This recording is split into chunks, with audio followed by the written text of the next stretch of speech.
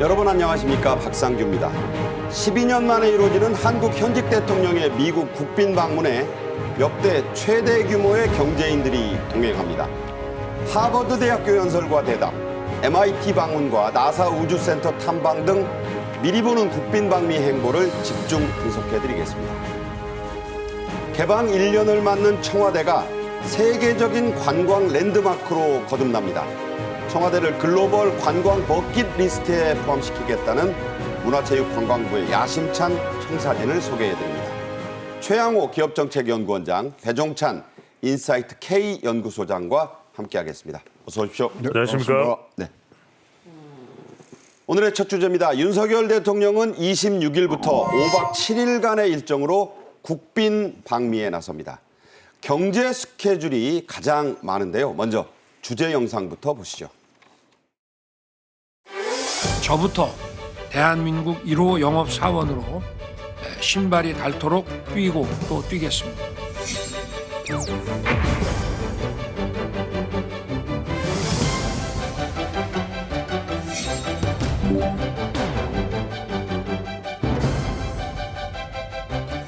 첨단 기술 동맹의 강화를 위한 경제 외교의 세 가지 키워드는 첫 번째 공급망, 두 번째는 첨단 과학기술, 세 번째는 첨단 기업 투자 유치로 요약할 수 있습니다.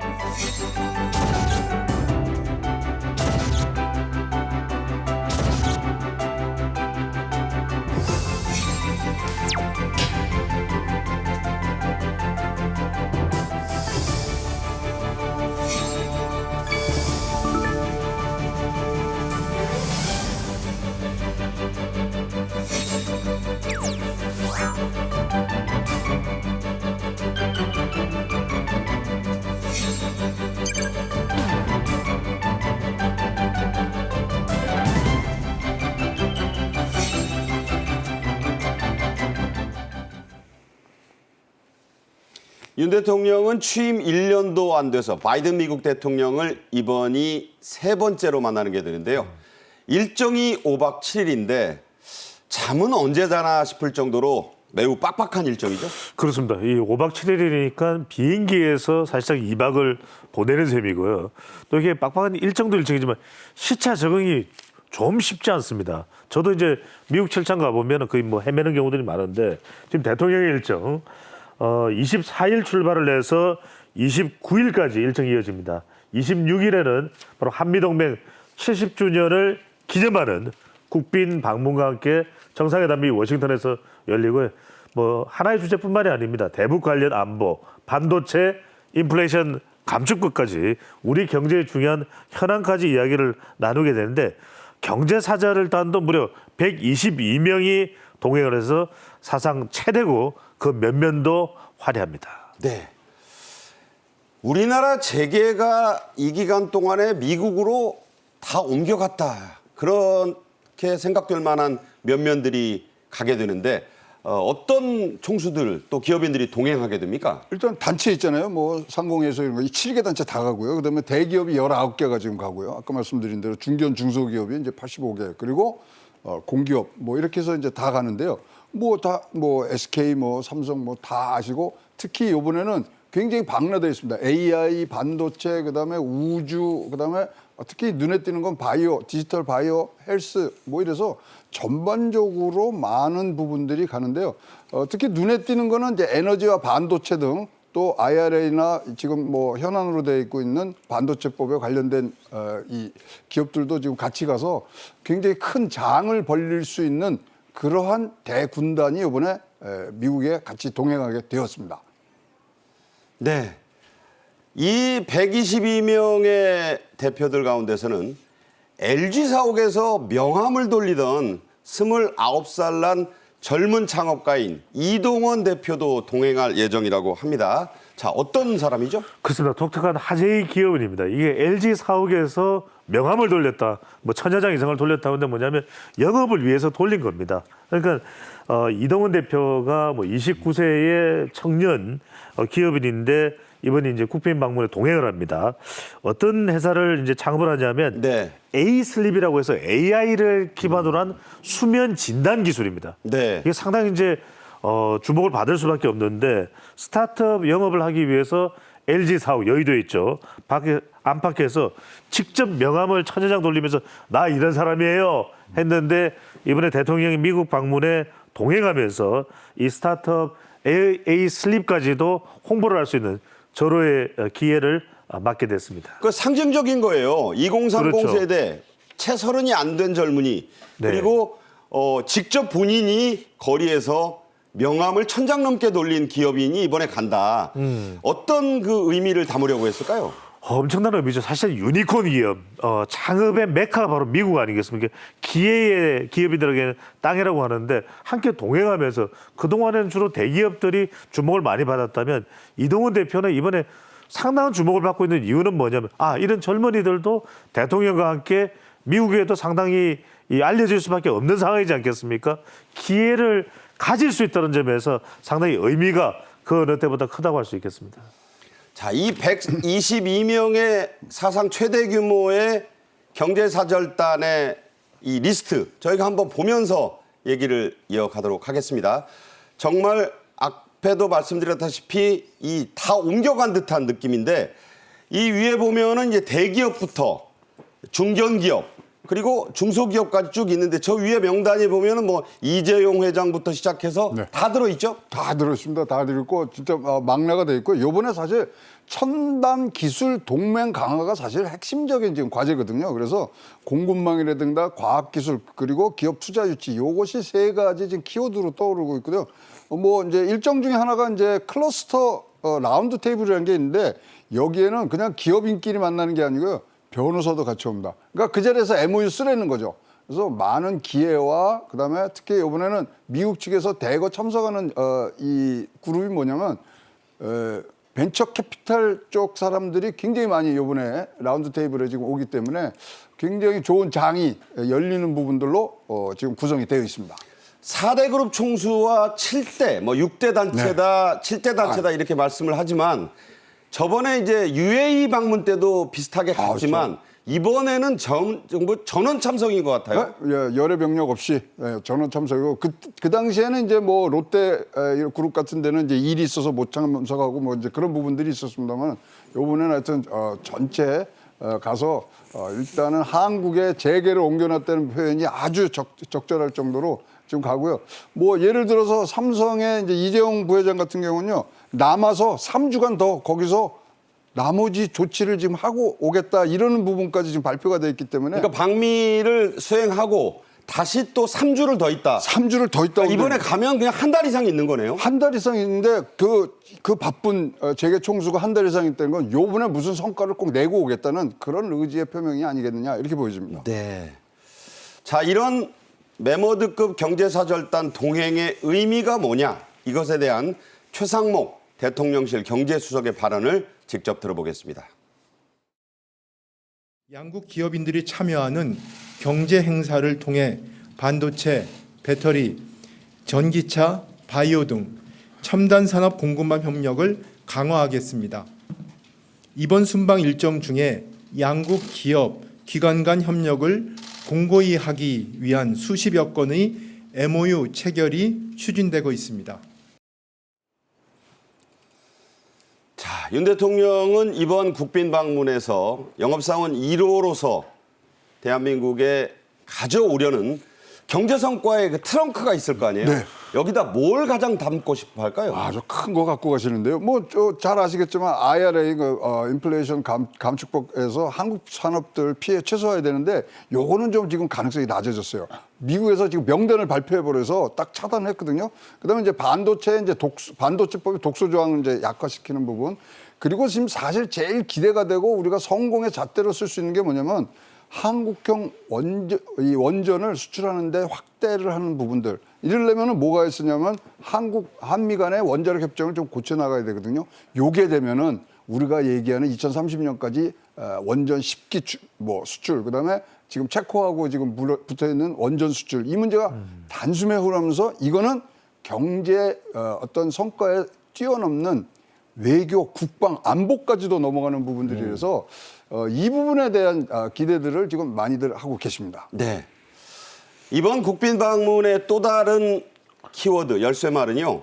한미의 안보 가치 동맹의 강화입니다. 그런 면에서 북한이 매설한 목함지뢰에 두 다리를 잃은 하재헌 예비역 중사, 천안함의 최원일 전 함장, 또 부상 장병 등 전현직 용사들도 다수 이번 방미단에 동행한다고요. 그렇습니다. 이게 중요한 것이 이제 안보는 뭐 안보 동맹 잘 아는 것이고 한미 70주년이고 더 중요한 것은 이제는 안보가 경제고 경제가 안보고 합해져 있는 겁니다. 그게 그만큼 미국과 한국은 함께한다라는 상징적 의미가 큰데 그래서 북한이 매설한 목함지뢰에 두 다리는 하재헌 예비역 중사 그리고 천안함 잘 아시지 않습니까?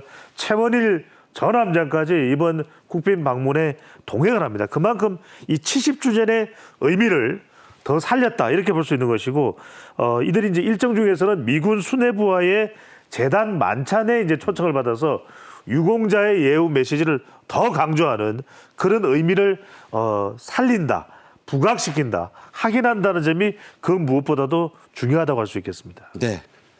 미국 하면은 이 참전 용사들에 대한 어떤 그 극진한 그렇죠. 예우가 유명하니까 우리도 맞습니다. 이런 그 용사들이 있다. 예. 또 그런 걸 상징적으로 전에는 왜 이제 탈북자가 목발 집으면서 상하영안 합동회의 연설도 했었잖아요. 그렇습니다. 그보다 좀 더 강화된 차원 아니겠습니까? 그렇게 봐야 되겠죠. 저도 이제 미국에 살았기 때문에 미국은 말 그대로 베테랑의 나라입니다.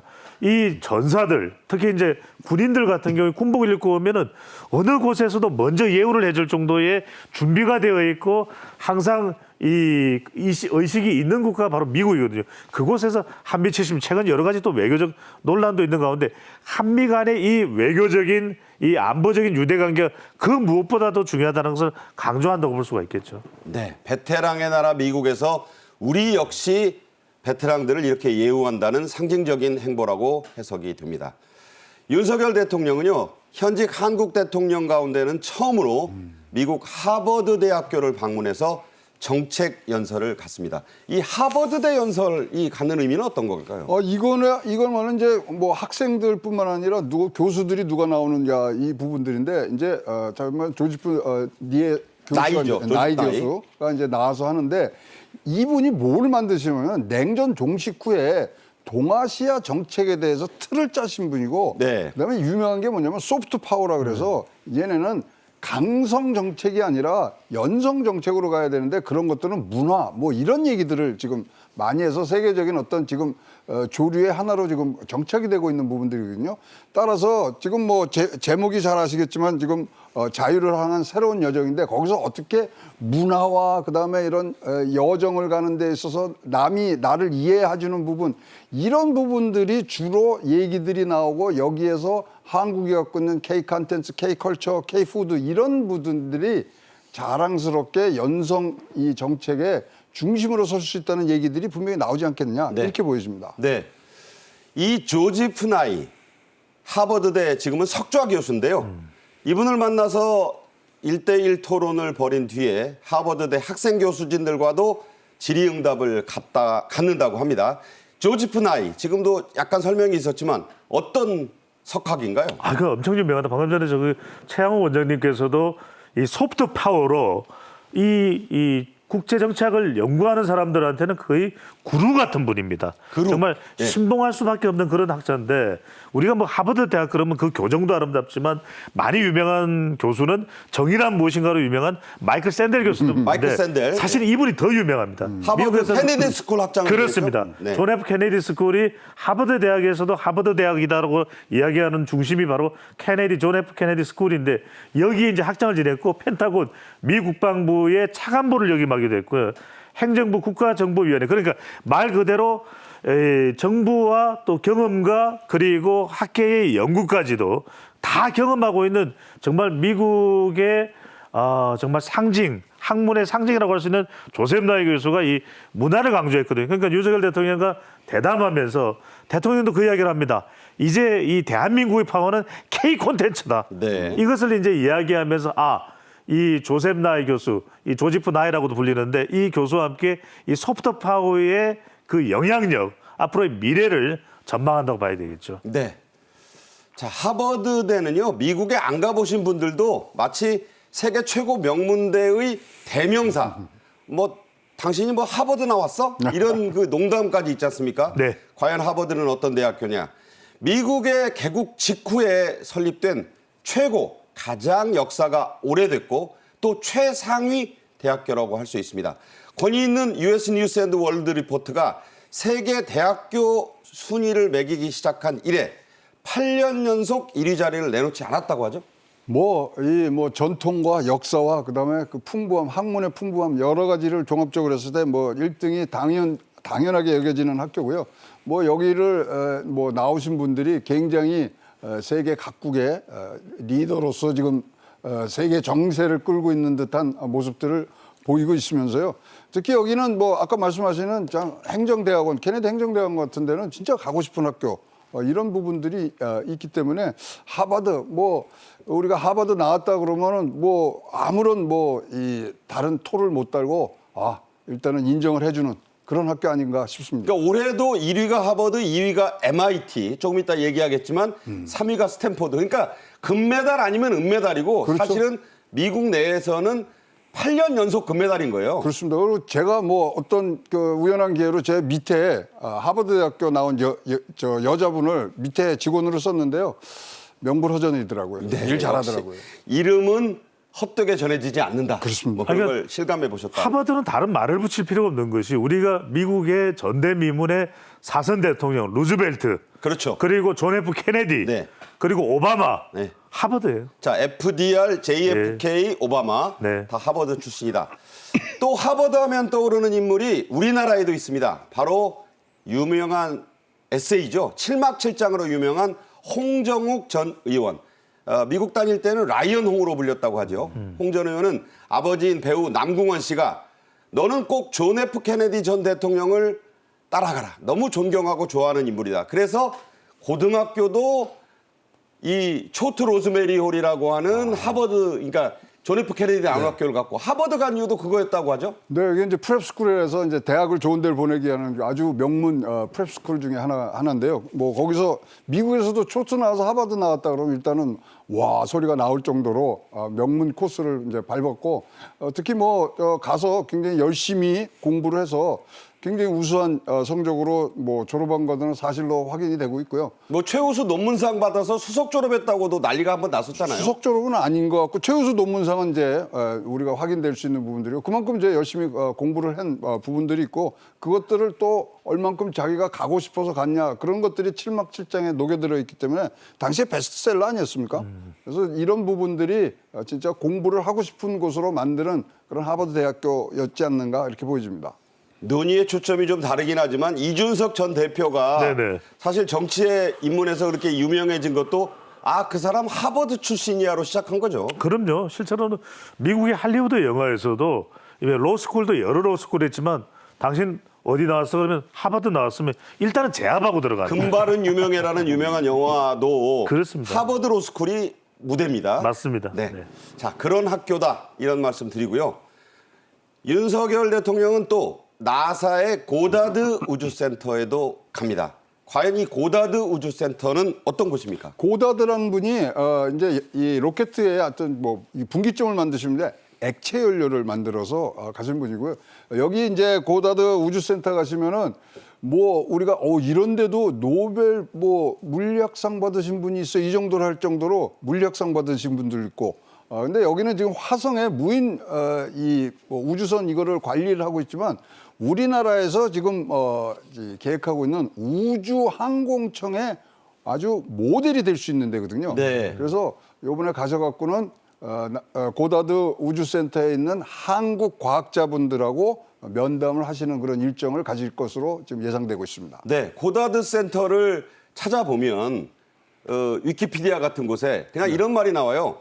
헤드쿼터 그렇죠. 혹은 센터, 예. 심장 뭐 이런 말이 나오는데 그 정도인가요? 그럼요. 이게요. 지금 뭐 고다드 우리가 굉장히 익숙하지 않고 나사 이러지만 나사보다 먼저 나온 게 1959년도에 이게 설립된 연구소거든요. 네. 그만큼 전통과 아주 깊이가 있는 연구소고요. 이번에 많이 공부들을 뭐 가서 해오시고 특히 이제 우리가 우주항공청에 특히 우주에 관한 산업들 이번에 가는 기업들이 많이 또 참석이 돼 있거든요. 네. 그래서 좋은 계기가 될 수 있는 그런 방문이 되었으면 좋겠습니다. 네. 고다드 우주센터는 그야말로 미국 우주 항공기술의 심장부입니다. 여기에 가서도 윤석열 대통령이 곳곳을 찾아보고 현지의 석학들과 이 대담을 나누는 그런 일정이 잡혀 있습니다. 자, 이 MIT에 대한 얘기도 좀 이어가 보죠. 앞서 말했듯이 하버드와 US 뉴스 앤드 월드 리포트에서 1등 아니면 2등. 뭐 영국 대학 평가에서는 MIT가 1등인 적이 좀 나옵니다. 그야말로 문과의 하버드라면 이공계는 MIT다. 그래서 이제 한국에서는요. MIT 공대다 이렇게 얘기하는데 사실 그러니까요. 공대라고 볼 수는 없는 거죠. 물론 뭐 모든 전공이 다 있습니다. 그러니까 이제 같은 지역에 또 있어요. 보스턴에, 미국 보스턴에 있기 때문에 저는 두 군데를 다 가봤습니다. 네네. 다닌 건 아니고요. 구경하러요. 다닌 건 근데 아니고. 하버드가 더 좋으냐, 더 위냐, MIT가 더 위냐. 다 쓸데없는 질문입니다. 둘 다 최고예요. 네. 그만큼 자웅을 겨루는 대학이 바로 하버드 대학인데 MIT인데 하버드가 이제 1, 2를 다투고 수많은 노벨상 수상자가 여기서 배출되기도 했고 아실 겁니다. 코피 아난 전 유엔 사무총장이 MIT 출신입니다. 네. 그 학교고 1861년에 설립한 이후로 이공계만큼은 세계 최고다라는 이 자부심을 뿜뿜하는 대학이 바로 이곳인데 좀 최근에 또 특이 있는 뉴스는 이 한동훈 장관의 딸 그리고 나경원 전 의원의 아들도 합격했다는 그런 소식이 들려오기도 했던 대학이 바로 이 MIT죠. 그러니까 한동훈 전이 아니죠. 한동훈 한동훈 법무장관의 법무장관의 딸은 예. 2023년 클래스 오브 MIT의 합격자 명단에 올랐다. 그렇죠. 그런 얘기고 네. 나경원 전 의원의 아들은 MIT 화학과에 지금 재학 중이죠. 그렇다고 이야기를 지금 보도가 나온 바가 있습니다. 그렇기 때문에 그만큼 우리나라의 이 졸업생과 유학생들도 상당히 많은데 아무나 입학할 수 있는 곳이 아니거든요. 그러다 보니까 아시아 학생들, 특히 한국 학생들이 많은 것에 대해서 미국 현지에서도 한국 참 머리 좋은 나라다라는 이야기가 나오고 있는 것이죠. 네. 이번 국빈 방미에 아주 상징적인 일정이 하나 더 있습니다. 한미 대통령 부부가 워싱턴 DC에 있는 한국전쟁 기념비 공원을 함께 방문할 예정인데 이건 어떤 의미가 있을까요? 이게 이제 미국 전사자대 이름이 쫙 지금 벽에 갖고 있고요. 그다음에 추모의 벽이죠. 네, 추모의 벽이고 이제 YS 김영삼 대통령 이후에 그때가 1995년도입니다. 그 이후에 이제 처음으로 가는데요. 사실 이 부분은요 미국 백악관에서 이거 좀 곤란합니다. 이러고 반대를 했었어요. 네. 근데 이게 왜냐하면 25일 날 이루어지거든요. 근데 국빈 방문 시작일은 26일입니다. 그래서 이걸 안 했으면 좋겠다 그러는데 이게 또 이제 저쪽에서 그래도 같이 가야 되겠다. 동맹이니까 간다. 이래서 급하게 어저께 이제 발표가 된 그런 일정이고요. 어쨌든 간에 한국전을 통해서 우리가 한미동맹의 아주 근원, 뿌리를 찾을 수 있기 때문에 이런 부분에 양국 대통령이 가서 같이 조의를 표명하고 조문을 한다는 자체는 굉장히 다시 한번 강화에 악수를 하는 그런 부분들이라고 보여집니다. 그 유명한 장전호 전투의 그 악전 고투를 묘사했다고 하세요. 유명해졌죠? 그 동상들 거기 뭐 저도 가봤습니다만은 그거 가면은 그냥 뭉클해지는 그런 감정이 나올 수밖에 없는 부분들이고 거기서야말로 우리나라가 지금 자유민주주의, 이 자본주의에서 어떤 세계의 10위 안에 들어갈 수 있는 이 초석이 그러한 미국 장병들의 희생과 우리 장병들의 희생 속에서 나온 부분들을 다시 한번 두 나라의 대통령이 동맹이라는 이름으로 다시 한번 굳게 뭉칠 수 있는 장소라고 보여집니다. 이 한국전쟁 기념비 공원에는 박진 외교부 장관이 지난해 7월 이 기념비의 추모의 벽이 건립된 뒤에 직접 찾기도 했었죠? 그렇습니다. 이것이 이제 방금 전에 이제 최양호 원장님께서 말씀하셨듯이 아주 최근에 세워진 그 추모의 비 아니겠습니까? 벽 아니겠습니까? 그렇기 때문에 더 많은 우리가 추모의 의미를 담을 수가 있는 것이 바로 이 공간이라고 볼 수 있는데 여기 이제 박진 외교부 장관이 지난해 7월 방문을 또 했습니다. 여기가 이제 또 특이한 것이 미군과 한국군 카투사 43,808명의 이름이 다 새겨져 있어요. 네, 저기 저 이름이 다 있습니다. 다 새겨져 있어요. 그래서 미국 참전 용사들도 때만 되면 이곳에 와서 그때 6.25 때에 장진호 전투하면 우리가 미국 해병대 최대의 피해를 입었지만 한국은 지켜야 되겠다. 그 정신을 그대로 살리는 장소라고 할 수 있겠습니다. 저기 보면 아까 자료 그림에도 어떤 분이 종이를 대고 연필로 하는 게 그럼요. 뭐냐면 탁본 뜨는 거예요. 맞습니다. 예. 그 자기 아버지나 할아버지의 이름을 거기에 새겨진 거를 이렇게 그 연필로 긁어가지고 떠내는 겁니다. 그렇죠. 그런 의미가 있는 곳이다. 이런 말씀 드립니다. 삼성전자와 LG는요, 이 한미동맹 70주년을 맞아 참전 영웅의 영상을 제작해서 뉴욕 한복판 타임스퀘어에 선보일 예정이라고 하는데 어떤 것들입니까? 이게 이제 뭐 한국 그 전쟁에서의 우리 승리로 이끌고 이거를 한국을 공산하는데 막아낸 그런 여러 공헌을 하신 분들, 그러니까 예를 들어서 뭐 메가더 장군이라든가 그다음에 백선엽 장군. 자, 이 메가더 나오고요. 예. 벤플리트 사령관 부자, 거기 부자가 나오는 예, 거죠. 분목 부자, 딘 헤스 뭐 등등 6.25 전쟁의 히어로들입니다. 자, 이분 김도경 한국분이죠. 대령. 예, 백선엽 장군. 예. 등등이 이제 하면서 결국은 한국을 공산화되는 데서 막아서 일선에서 뭐 진짜 자기 몸을 던져서 막아내셨던 분들을 지금 영상화해서 냈고요. 굉장히 의미 있고 뉴욕의 그 메디슨 스퀘어에서 그게 돈다 그러면 저는 뭉클하게 눈물이 맺힐 것 같습니다. 자, 이 영상 돌아가는데 자, 보십시오. 여기 나오는 분 중에 한 분이 있어요. 가수 진미령 씨가 있는데 그렇습니다. 그분의 부친이 김동호 고 대령. 네네. 이 6.25 전쟁에서는 미국이 선정한 4대 영웅에 들어간 분인데 네. 그분의 부친의 영상도 나온다고 하죠. 김동석 대령이죠. 김동석 대령. 김동석 대령인데 미국이 선정한 한국전 4대 영웅입니다. 근데 강복군이면서 그 뒤에 또 한국전에 참전을 해서 이 북파 공작원으로 활동했던 것이 바로 가수 진미령의 아버지 김동석 영웅인데 사람들이 생각할 때 이럴 수 있어요. 아니 진미령인데 왜 이름이 김동석 대령이지? 진미령의 본명이 김미령이에요. 네네. 그래서 김동석 대령, 이 김동석 대령 영웅의 이 사진도 바로 이 삼성에 후원하면서 미국에서 이게 공개가 됐다고 봐야겠죠. 자, 진미령 씨 부친은 대단한 분이었고 미군이 더 존경한다고 하는데 이분에 대한 얘기는 저희가 계속 이 한미 국빈 방문 정상회담 얘기를 할 때 또 이어서 전해드리도록 하겠습니다. 다음 주제로 넘어가죠. 다음 달 그러니까 5월 10일이면은 청와대를 개방한 지가 딱 1년이 되는데요. 문체부는 청와대를 포함한 인근 지역을 세계적인 관광 랜드마크로 만들겠다는 청사진을 미리 제시했습니다. 영상으로 보시죠.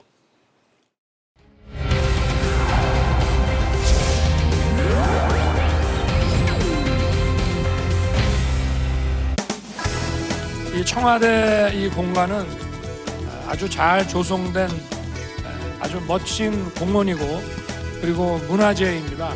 그리고 무엇보다 국민 여러분의 것입니다.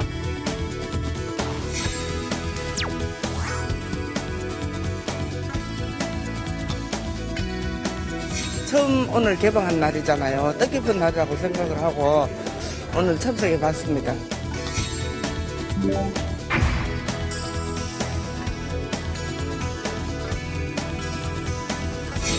1층의 로비와 복도, 세종실, 충무실, 인왕실이 전시 공간이 됩니다. 이것은 베르사유의 궁전처럼 건축의 원형을 보존하면서 전시하는 개념입니다.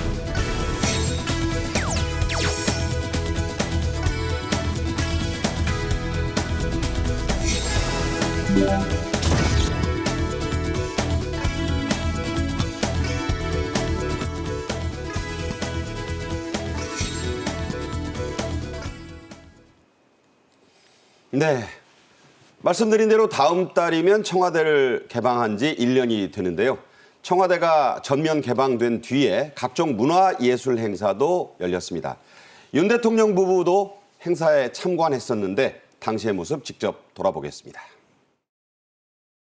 이 청와대 이 공간은 아주 잘 조성된 아주 멋진 공원이고 그리고 문화재입니다.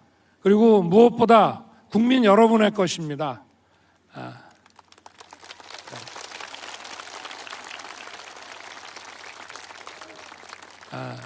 제가 좋아하는 이 열린음악회를 국민 여러분과 함께 청와대 본관 앞에서 이렇게 함께 보게 된 것이 너무 기쁘고 정말 행복합니다. 그래서 그래. 대통령실을 용산으로 이전하면서 공약 중 하나였던 청와대 개방은 취임과 동시에 이루어진 거였습니다. 74년 만에 민간에 전면 개방한 것이니만큼 방문객 수도 꽤 되죠? 그렇습니다. 북적북적합니다. 그 주변에 상당히 많은 관광버스가 있고 실제 그 앞에 그 경복궁 쪽의 주차장에 이제 버스를 대고 네. 많은 관광객들이 이제 가게 되는데 저는 이제 뭐 개방하기 전에 청와대 뭐 회의 등으로 해서 가본 적은 있습니다만 74년 만에 완전히 개방이 됐고 하루 방문객이 얼마인지 아십니까? 3만여 명. 아, 많아요. 그렇습니다. 하루 방문객 3만여 명이 될 정도인데 개방 5개월 만에 300만 명을 돌파했고 실제 우리가 외국인들이 200만 명이네요. 네. 200만 명입니다. 정정해드리고요. 작년에 경복궁 관람에 1.9배니까 약 한 2배 가까이 되는 정도의 인파가 몰렸던 곳이 바로 청와대입니다. 네, 저도 사실은 다녀왔었는데 네. 이 국민들이 이렇게 많이 찾은 그 현장 영상으로 보고 오겠습니다. 국민 모두가 청와대가 이렇구나 하는 것을 알 때에 참 개방을 잘했다 하는 생각이 들어요. 주변에 사진을 찍었는데 청와대 색깔이 너무 예뻐서 사진이 다 엄청 잘 나오더라고요. 처음 오늘 개방한 날이잖아요. 뜻깊은 날이라고 생각을 하고 오늘 참석해 봤습니다. 청와대가 개방된 건 사실 처음은 엄밀히 말해서 아니었습니다. 이승만 전 대통령 시절에 당시에는 이제 이름이 경무대였습니다. 이 경무대 일부를 개방한 게 최초였다고요? 그죠. 벚꽃 나오고 그러면 저걸 했고 사실 이제 청와대 경무대 자리가 사실은 뭐 그때 만든 게 아니고요. 고려 숙종 때부터 터를 잡고 있었던 부분들인데요. 여기가 이제 이렇게 개방을 하고 이러는 과정에서 언제부터 이걸 딱 차단을 했냐면 잘 아시는 1968년 1월 21일 김신조 사건 이후에 거기를 전면하고 뒤에를 무장공비 무장공비가 그러니까 청와대를 예. 청와대로 이제 왔죠. 그래서 사실 이제 뭐 노태우 대통령 때도 이거 뭐 일부 개방을 했고 등등을 나오면서 이제 YS 때 앞길 이제 다 털면서 이제 갔고 그래서 사실 또 그 청와대 내 안에 있던 그런 본관 자체가 사실 거기 조선 총독이 3명이 살고 미국의 군정관이 하지 준장이 거기서 또 1년 살았기 때문에 YS가 그거를 이제 완전히 드러내는 네. 작업을 하고 현재의 모습은 노태우 대통령 때 1991년도에 이제 완성이 되는 부분들이 있습니다. 그래서 개방을 했다가 좀 또 막혔다가 하지만 지금이야말로 이제 완전 개방이 돼서 여기에 이제 10가지의 관광 통로가 생기면서 굉장히 진짜로 K컬처의 어떤 본산처럼 지금 자리를 거듭나는 그런 순간이라고 보여집니다. 최영호 평론가 지금 말씀 주셨지만 김영삼 전 대통령 때 일반인의 접근을 차단했었던 이 바리케이드죠. 이것을 철거했습니다.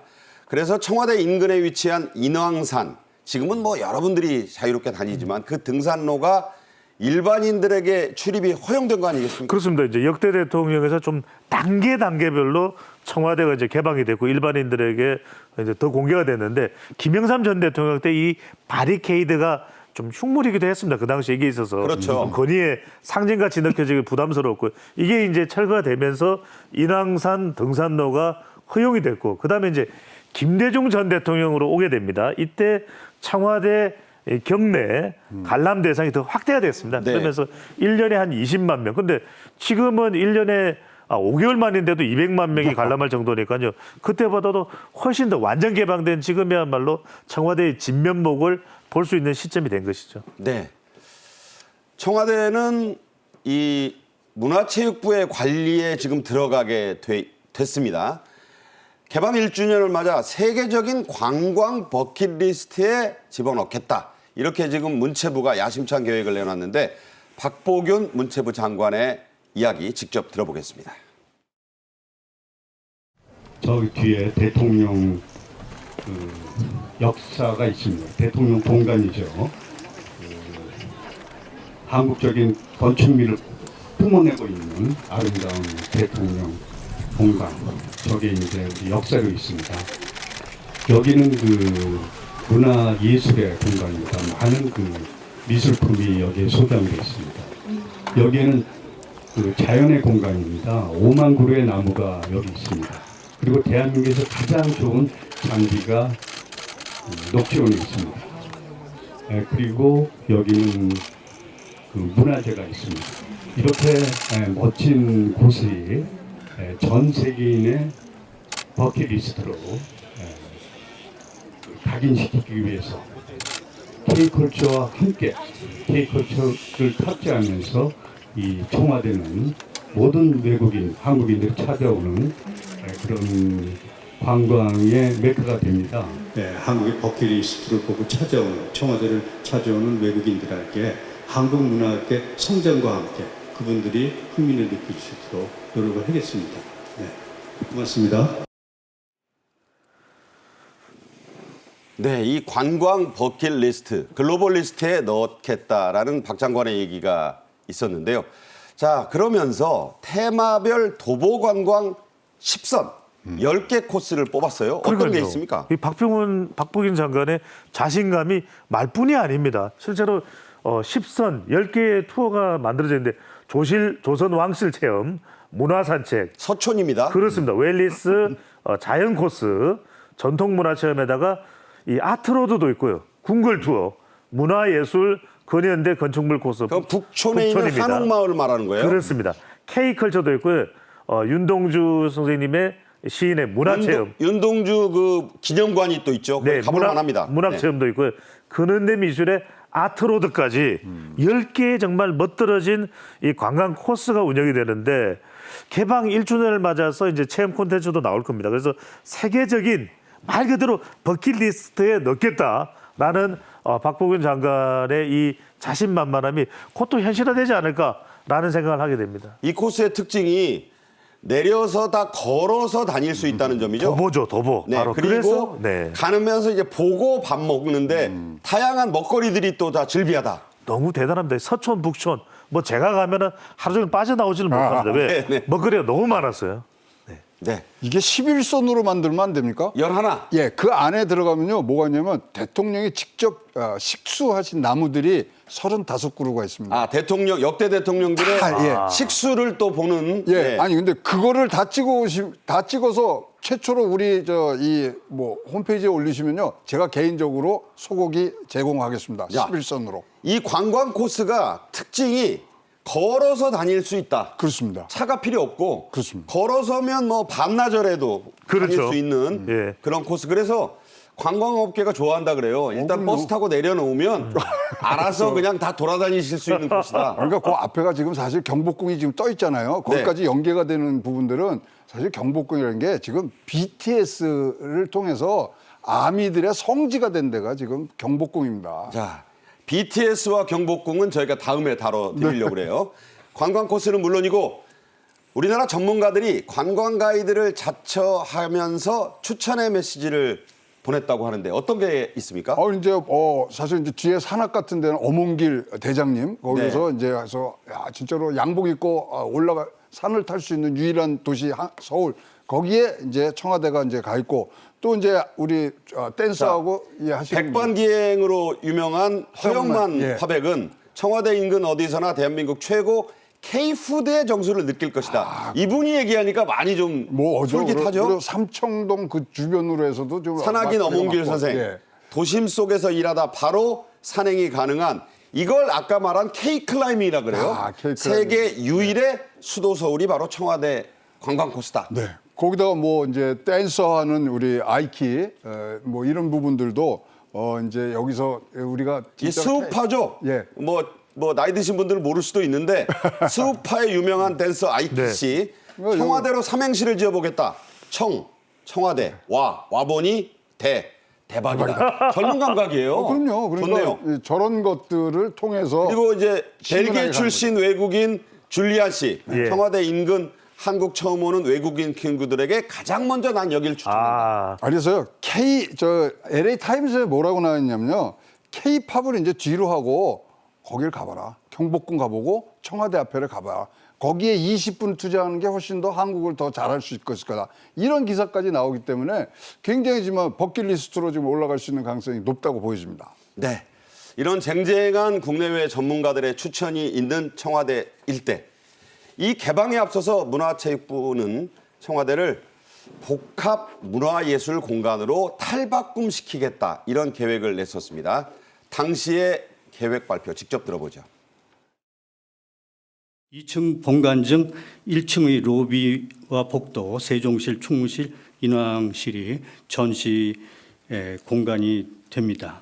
이것은 그 베르사유의 궁전처럼 건축의 원형을 보존하면서 전시하는 개념입니다. 청와대의 콘텐츠와 건축물을 매력적으로 조합해 청와대를 살아 숨쉬게 만드는 게 청와대 2단계 개방의 컨셉입니다.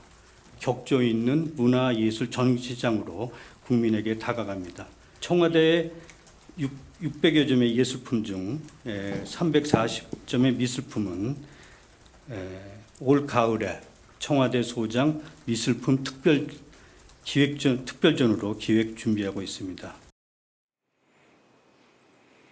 네, 이 대단한 미술품들, 이걸 이제 전시한다고 했었는데 이번에 발표된 계획에서는 정작 이 미술관 관련 내용은 없었어요. 왜 그런 겁니까? 왜냐하면 두 가지입니다. 하나는 지금 이제 예산은 책정돼 있는데 조금 더 준비가 필요합니다. 그러다 보니까 그 구체적인 계획은 이달 말에 또 별도로 발표를 할 예정으로 있고, 또 하나는 이 미술관화하는 데 있어서 중요한 장소가 어디입니까? 영빈관이거든요. 근데 네. 영빈관은 아직까지 용산 쪽에 따로 마련되지가 않았기 때문에 계속 좀 국가 행사나 중요 행사에 사용을 해야 되는 수가 있습니다. 그런 까지 포함해서 차후에 더 자세한 내용이 발표될 예정으로 되어 있습니다. 네. 청와대에 이어서요, 옛 대통령 별장으로 사용됐던 유명한 이 청남대도 숙소로 사용하게끔 일반에게 개방을 한다, 이 계획이 나왔어요. 네, 그렇습니다. 그래서 이거는 뭐 진짜 역사적인 장소에서 대통령이 주무시던 그 공간에서 잠을 잔다는 건 굉장히 추억으로 남을 것 같고요.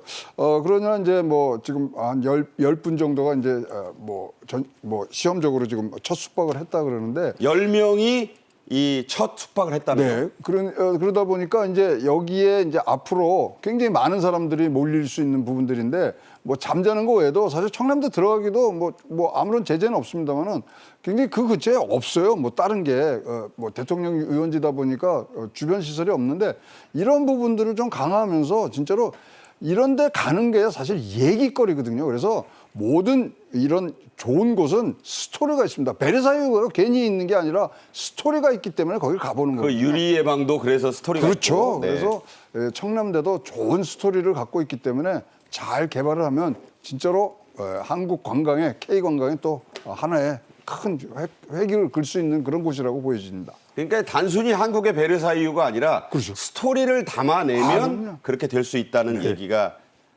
됩니다. 청남대는 노무현 전 대통령 당시 일반에 개방돼서 관리권은 충청북도로 넘어갔었는데요. 그 이후 20년 만에 이 결정이 내려졌다고요? 그렇습니다. 역사적인 그런 순간인데 1탄이 청와대라면 2탄은 청남대입니다.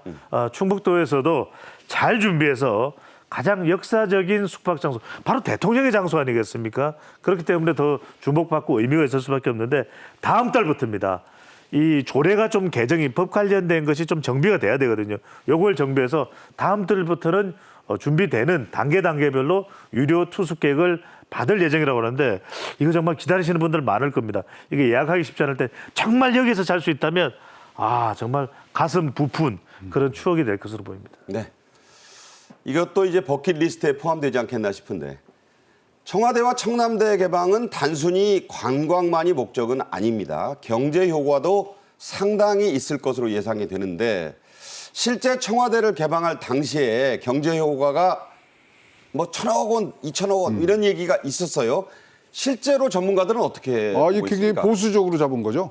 사실 그럼 이제 뭐 지금 200만 명을 이제 넘는 상황에서 보면은 이제 그러면은 인당 지금 10만 원 정도를 좀 쓰는 건데 사실 거기서 먹거리가 어마무시합니다. 효자동이라든가 삼청동 가면 거기서 식사를 하셔야죠. 그 다음에 이제 나오시면은 연무관이라고 있는데 그 옆에 청와대 또 이 관광 이 상품들 파는 데 있는데 거기 가서 물건 좀 사시면 굉장히 보수적으로 잡은 게 2천억 정도이기 때문에 네. 이 부분은 굉장히 커질 수 있고요. 조금 더 지금 불편함이 있는 부분들이 있어서 조금 접근성을 좀 강화해 주시면 좋겠어요. 전철역에서 너무 멀고 그러니까. 지금 뭐 이 돌아다니는 순환버스가 좀 시간들이 많이 걸리기 때문에 그런 것만 확실히 되면 뒤에 등산까지 간다. 이 2천억은 굉장히 보수적인 숫자라고 보입니다. 그러니까 이 소비자 관점에서 편리함을 좀 더 보강하면 얼마든지 그 경제 효과를 끌어올릴 수 있다. 맞습니다. 네, 그렇게 이해가 되는군요. 최양호 기업정책연구원장, 배종찬 인사이트K 연구소장과 이야기 나눴습니다. 오늘 두 분 말씀 잘 들었습니다. 감사합니다.